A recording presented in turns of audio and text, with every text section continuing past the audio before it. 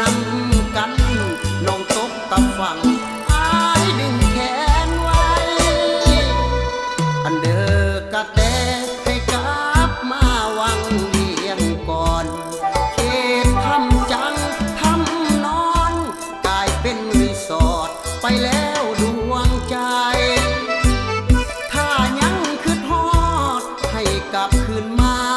ไว้มาอาบน้ำซองที่เย็นใสแล้วกลายเป็นดาววังเวียน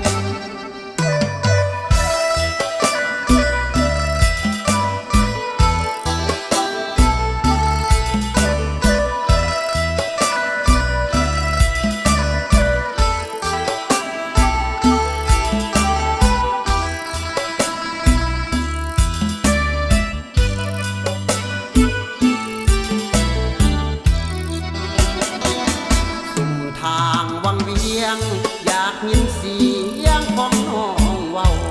ยังเป็นสำเนียงเก่าเก่าหรือเว้าแบบสาวเวียงจันทน์คงลืมแล้วบ่ลงอาบน้ำซองทุกวันไปเก็บผักน้ำกันน้องตกตะฝั่งอายดึงแขนไว้อันเดอกะแตให้กลับมาวังเวียงก่อน